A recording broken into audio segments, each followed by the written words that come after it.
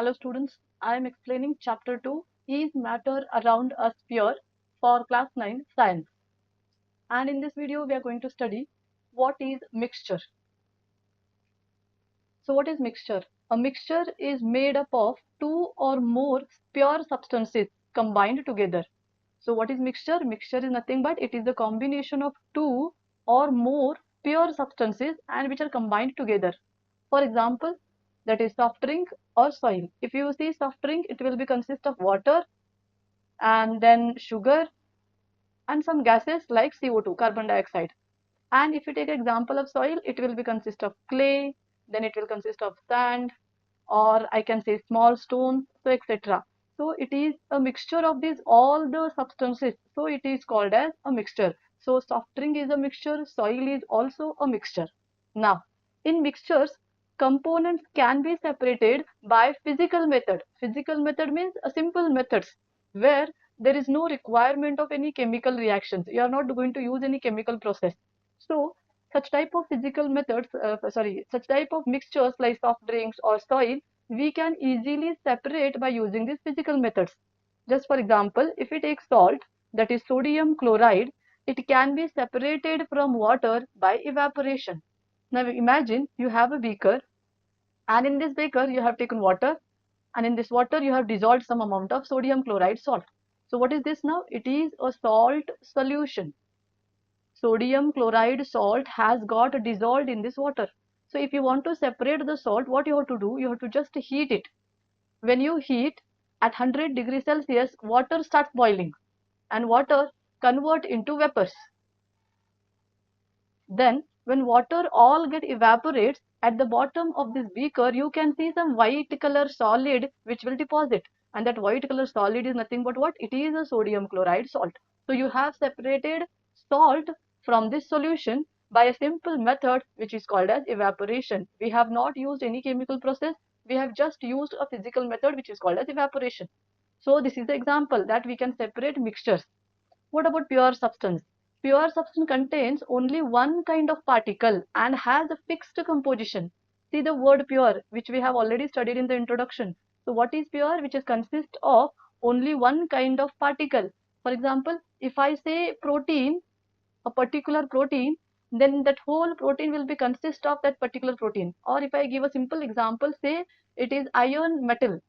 If I say iron metal, if this is a piece of iron metal, then this whole piece will be consist of only iron atom. There will be no other atom mixed in this iron piece. So these all the atoms are only iron. All are Fe, Fe, Fe, Fe. So this is called as pure substance.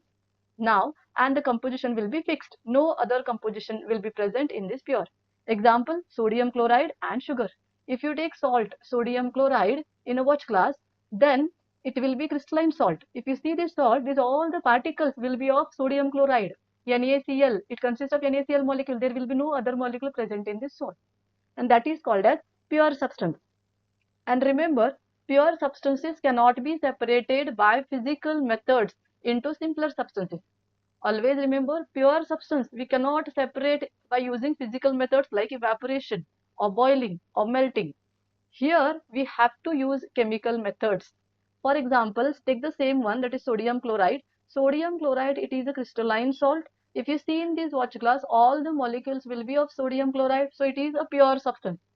Imagine if you want to separate this Na and this Cl, then we cannot use any physical simple method. We have to use some chemical methods. It may be like electrolysis, where we are using electrodes, electrolytes, etc. That all we are going to study in the next standard in detail. So like that, some chemical methods we have to use to separate this pure substance into the simpler substances. So next, pure substances have uniform properties throughout, no matter where they come from. So all pure substances have uniform properties throughout, no matter from where we have got that pure substance. So this is about pure substance. So remember what is pure substance and what is mixture. So just to conclude, mixture, it consists of two or more pure substances which we can easily separate by physical method. But the pure substance consists of only one kind of particle, and this we cannot separate easily by physical method. We have to use chemical methods. Now in this topic we are going to study detail about mixture, that is what is mixture and what are the examples of mixtures. Now we are going to start with types of mixtures. So you know what is mixture now? It is a mixture of two or more substances together. And now in this on this page we are going to study types of mixtures, and these types of mixtures we are going to study with the help of activities. So here we are going to study two activities. First we will see activity 2.1. Remember, these all the notes, these all the activities I have taken from NCERT book itself, but only the thing is little bit simpler sentences I have used to explain this. So you can make the notes of these all the points which will help you to prepare for your exams or class test. So let's start with activity 2.1. So I have divided into steps. So step 1, what you have to do? Formation of groups. So you have to make 4 groups. Divide the class into 4 groups. Say A, B, C and D. So we have 4 groups now. Step 2, experiment by groups A and B. Or I'll write it here itself, C and D. So we have to give one experiment separately for all the groups. That is A, B, C and D. So group A, what group A is doing? Group A students should take 50 ml of water and add 1 spatula of copper sulfate solution and stir well. So I'll write it here, group A. So group A will take 50 ml of water. So say this is the beaker, and this I'll change the color. Let me take blue color. So this is a 50 ml of water, and this 50 ml of water we are going to add copper sulfate solution. So this is now a copper sulfate solution and stir well with the help of glass rod. So this is about group A. Now what about group B? Group B will take 50 ml of water and add 2 spatula of copper sulfate. See here it is, group A is going to take 1 spatula, 1 spoon of copper sulfate, and group B will take 2 spoons of copper sulfate. So I'll write it here, group B, take a beaker, again water will be same, that is 50 ml, and in this 50 ml of water we are going to add 2 spoons. Remember, we are going to increase the amount of salt. So here I'll write, this is also copper sulfate solution, this is a stirrer, mix it, so this became a copper sulfate solution. Now the next, group C, take copper sulfate and potassium permanganate. This is also one of the substance called potassium permanganate. The crystals will be little bit purple in color. So we are going to take, this group C is going to take copper sulfate and potassium permanganate, mix them without dissolving fully. So group C I'll write here, group C. So this is a beaker. In this beaker, they are going to take copper sulfate and potassium permanganate. See here we are going to take 2 salts. So imagine this is copper sulfate and the another color red I will use. This is for potassium permanganate. So it has both. I'll write CuSO4 means copper sulfate. Potassium permanganate is KMnO4. And remember, after taking this, mix them without dissolving fully. So we are going to mix it with the stirrer, but we are not allowed this salt to dissolve fully. Remember, here in the first it has dissolved completely. So I'll write dissolve completely. Here also it has dissolved completely. So write down dissolve completely. But here it has dissolved, incomplete dissolution. I'll write incomplete dissolution. Now 3 groups are ready. Now see the 4th group, group D. Take sodium chloride, salt, sand or sulfur or iron fillings. So we are going to take sodium chloride. So say it is a sodium chloride, and in this we can add either sand or sulfur or iron fillings. Anything we can add. Now we will imagine sand. So I will put sand in this. So this is sand. And what is this? This is group D. And we all know that sand will not get dissolved. So here also we are going to mix them without dissolving fully. So this is all the construction or the procedure. So I'll repeat once again. We have divided the class into 4 groups A, B, C, D. A is going to take 50 ml water and 1 spatula of copper sulfate, stir well. B group is going to take 50 ml of water with 2 spatulas of copper sulfate, stir well. Group C is going to take copper sulfate as well as potassium permanganate, that is KMnO4, and mix them without dissolving fully. Group D is going to take sodium chloride, that is NaCl. Let me write it here. So it is having NaCl, and in this we are going to mix either sand or sulfur or iron filling. Now we will take sand for our convenience. Mix them without dissolving fully. So we have done the experiment. Now we will see next what will happen. What is the observation? So the next is step 3, that is observation. So group A and B, both solution appears uniform, same throughout. Uniform means same throughout.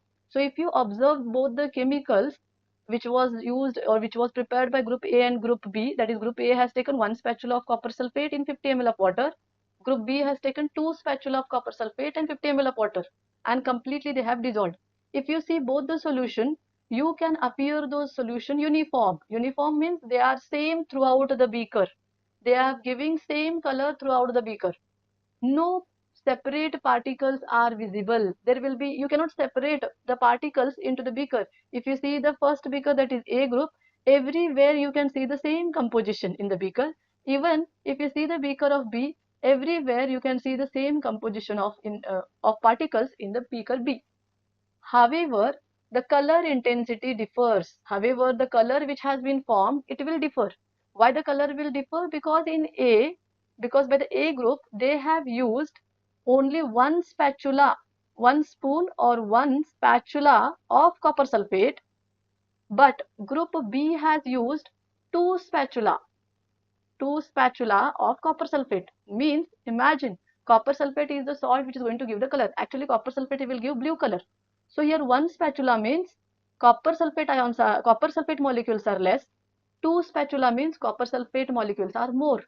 If copper sulfate is giving the color to the solution, then here it will be light color because copper sulfate is less, and here it will be dark color because copper sulfate is more, and that's why color intensity differs. So see here, group A will get light blue color and group B will get darker blue color. So remember, the composition is uniform throughout the beaker. There will be no separate particles are visible, but only the color is different. It is depending on the concentration. So this was about group A and group B. Now we'll see about group C and group D. Mixtures show different colors in different parts. See here, in group C, the students are mixing copper sulfate and they are mixing KMnO4. So here, copper sulfate will give blue color and KMnO4 will give purple color. And because you are mixing both, we will get different colors in different parts. Means here somewhere you may get little bit bluish, here somewhere you will get little bit purple, here somewhere you will get both mixed. So you will get different color in different parts.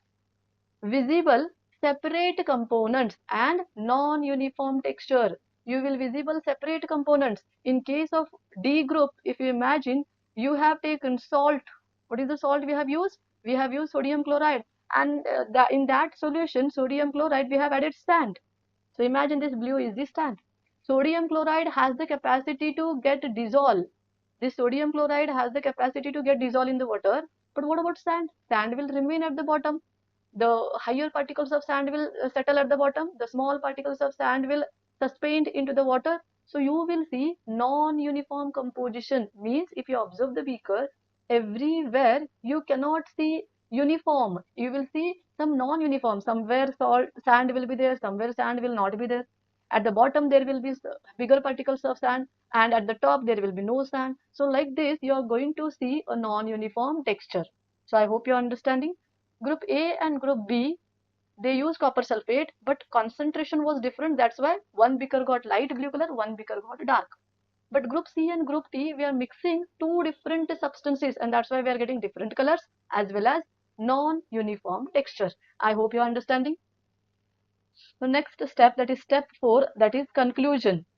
So in conclusion, we will see group A and B separately, group C and D separately. So group A and B, these are homogeneous mixtures or solutions. Now what do you mean by homo? Homo means same. Remember, this is very important. Homo means same or equal. So group A, group B, whatever chemicals or whatever solutions they are preparing, that is light and dark blue color, these are homogeneous because in the whole beaker everywhere there is a uniform composition. We can see same composition throughout the beaker. That's why it is a homogeneous solution. So I can say they have uniform composition, no visible boundaries, between the components. Means the copper sulfate which we are adding, it will get completely uniformly mixed in the whole solution. The important note here we should remember, even though both copper sulfate solutions, the amount dissolved is different, so color intensity changes. This shows the homogeneous mixtures can have variable composition. So, in both the beakers of group A and group B, both have same solution copper sulfate, but the amount of copper sulfate is different. In the first group A, they have used one spatula. In the second group B, they have used two spatula, and that's why first solution A group will be light, second solution B group will be darker. So we can say that homogeneous mixtures can have variable composition. They can show higher and lower concentration, but always they will have uniform composition. What about group C and group D? These are heterogeneous mixture. Hetero means different. They are not equal. So if you see the beaker which is having salt and NaCl, salt will be somewhere else which is dissolved in the water, and sand will be somewhere else. Some sand will get suspended, smaller particles of sand, bigger particles of sand will get settle at the bottom. So here there will be no uniform composition. It is called non-uniform composition. In the beaker, if you observe throughout the beaker, you cannot see sand everywhere. Somewhere sand will be there, somewhere sand will not be there. That's why it is called non-uniform composition. Physically distinct part, we can easily separate sand and salt solution. But in case of earlier group A and B, there will be no boundaries between the two. But here we can see the boundaries. Here also we can give the example of oil and water. Oil will not get mixed in the water. If you take a beaker, if this is the water which you have taken, and if you put oil, oil will remain at the top. There will be boundary between the oil and the water, and this such type of chemicals or the mixtures are called non-uniform. So they have non-uniform composition, and such type of mixtures are called heterogeneous mixture. I hope you understood. So group A and group B, the mixtures they have are called homogeneous, and group C and group D, the mixtures they have are called heterogeneous. Now, some of the examples of homogeneous and heterogeneous mixtures. Homogeneous, we can give salt and water, sugar in water. If you put sugar in water, sugar will get completely mixed in the water. You cannot observe sugar particles in water. They will completely dissolve, and you can see the same composition. In the beaker, if you take water and put sugar, it will get dissolved completely. You can take water from any corner of this beaker, it will be having same sweetness. Remember, it will be having same sweetness. You take water from this area, take water from this area, this, or in the middle. Any water in this beaker will be having same sweetness, means uniform. That is homogeneous. Heterogeneous mixture, we can give the example of oil and water. Just now I told you. Salt and sulfur, iron fillings and sand. If you see these iron fillings and sand, they will not get mixed with each other. You can easily separate iron fillings from sand. We can easily see oil and water separation. Even we can easily see salt and sulfur separation. So wherever there is a separation of the boundaries between the two substances, which we cannot mix uniformly, are called heterogeneous, and where we can see the complete or uniform composition, complete mixing, are called homogeneous mixtures. So if the question comes, give example of homogeneous and heterogeneous, remember these are the examples which we can write. Now we are going to see there is one more activity in the NCERT book that we will see on the next page. So this is one of the another activity, that is activity 2.2. So here also I am dividing the whole activity into some steps. So step 1, make groups. So again we are going to divide the whole class into some 4 groups, A, B, C, D. So step 2, add substances to water. We are going to tell these groups to add some of the substances to water. What about group A? Group A will take copper sulfate crystals and it will mix into the water. So group A is going to mix copper sulfate into water. Group B students are going to take copper sulfate powder and water. See, remember, group A has used copper sulfate crystals and water. Group B is using copper sulfate powder and water. And group C is going to take chalk powder or flour or water. Chalk powder, flour and water means, flour means you can use rice flour or wheat flour, etc. So chalk powder, flour and water, anything you can use. Group D is going to take milk or ink and we are going to mix in water. So I hope you understood the procedure of this. So remember, group A, copper sulfate crystals and water. Group B, copper sulfate powder and water. Group C can take chalk powder or flour and water. Group D can take milk or ink and water. Stir all mixtures well. So you have to mix all the mixtures well. Now, step 3. Check visibility. So you have to observe all the 4 beakers and check their visibility. Which solution is clear or which solution is not clear or partially clear, that you have to observe. So what we can see, A and B, the solutions which have been prepared by group A, group B, if you observe, particles are not visible. So in case of A and B, when they put the copper sulfate into water, those crystals will get completely dissolved in the water. You cannot see crystals into the water. You can see a clear solution. So in group A also and group B also, particles are not visible. Group C. What about group C? What we have taken? Chalk powder or flour in water. Here particles are visible. This is our day-to-day life example. You may imagine this. If you take chalk powder or rice flour or wheat flour in water, then that water will become little bit white in color. Not complete exact white, but you can see little bit white in color, and still you can see the particles into that solution. Group D, particles not clearly visible. So here milk or water. If you take milk and water, so here the solution will look white, but particles are not clearly visible. In chalk powder or flour, particles you can see. You can see the particles in chalk powder or flour. But in milk, you can see white color, but particles are not at all visible. So I hope you're understanding this. This was about visibility. Now step 4, we are going to pass the light. Pass the light means what? We are going to keep a beaker like this. One by one, 4 beakers we have. One by one we are going to take. And here we are going to use the torch. And by using this torch, we are going to pass the light in this solution. Like this. And when you pass the light, you have to stand in front of this beaker and you have to observe the solutions. So see here, group A, group B, the solutions which are prepared by group A and group B, light path is not visible. So when you on the torch, here you can observe the light before the solution, and here also you can observe the light after the beaker. Here also you can observe the light, but in the beaker, you cannot see the path of the light. Light is not visible. Remember, this is in case of solution A and B, group A and B. Because in this solution, particles are not at all visible.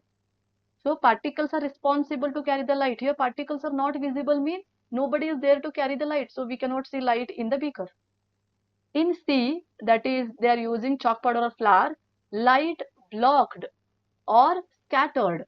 So in case of group C, when the torch is on, the light, we can see the light in the beaker, it will be little bit scattered. So light will get scattered like this. So see here, light can get scattered like this. It will spread. Why we can see like this in beaker C or group C? Because there are particles. See here, particles are visible.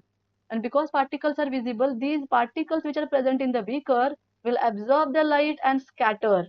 Every particle will scatter the light, and that's why the light will get scattered. Then group D, light path is visible. So even in group D, where we have taken milk and water, here also light is visible. But compared to group C, the spreading or scattering of light is less because the particles are less clearly visible.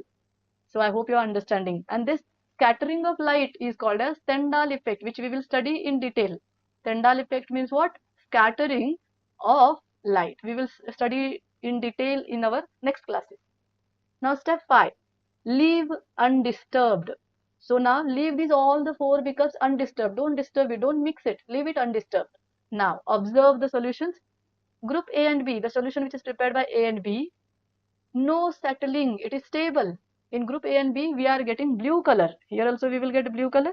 In this also we will get blue color because copper sulfate when mixed with water, we are going to get blue color.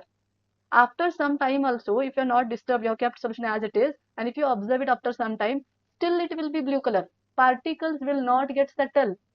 Particles are so small, they are completely spread or completely dissolved in the water, and the composition is so much uniform, it will not settle. It is stable composition. Still it will remain blue itself.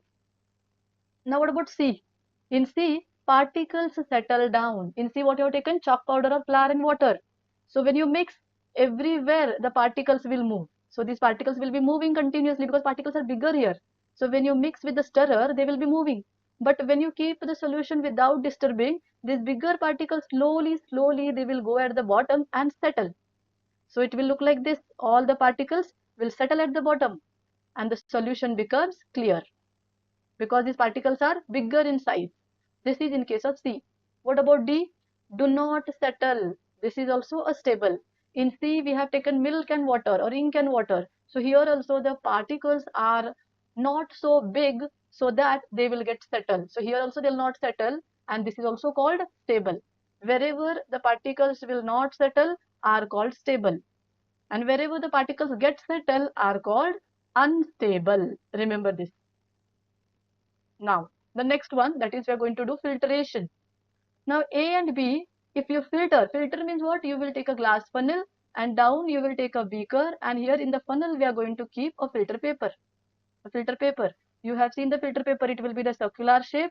Then you have to exactly divide from the middle and fold it like this. Then you will get a half circle or semicircle like this. Then again divide from the middle and fold like this. Then you will get a cone like structure or a triangular shape like this, and this we are going to open from here and then we will put it into the funnel. And now from this funnel we are going to filter each and every chemical. First take A and B and pour it. When you pour A and B chemical or the mixtures from this funnel, all solution as it is, it will come into the beaker. It is a blue color, and as it is, it will come into the beaker. There will be no residue or no copper sulfate into the filter. So all the particles are so small, they have uniform composition. As it is, it will come down in the beaker as a filtrate. In case of C, that is, we are using chalk powder or flour. When you filter, the chalk powder or flour has bigger particles you have seen here. Those all will remain on the filter paper, and only the water or little the particle, smaller particles will come in the beaker. In case of D, milk or the ink in the water, that also when you filter, as it is, all will come down into the beaker. So this is in case of filtration. So we have seen here, we have used different methods to check the properties. First, we have checked visibility. Then we have seen the passing of light. Then we have seen the settling of the particles without disturbing. And then we have done the filtration. Now remaining we'll see on the next page. So now by doing those all the procedures, we will conclude. So what is the conclusion? Group A and B are called solutions. Remember, group A and B are called solutions, which is clear, stable, no visible particles. So these are the properties. So solution properties, what we can write? Solutions are clear, stable, and no visible particles. So whichever mixtures will show these properties are those mixtures are called solutions.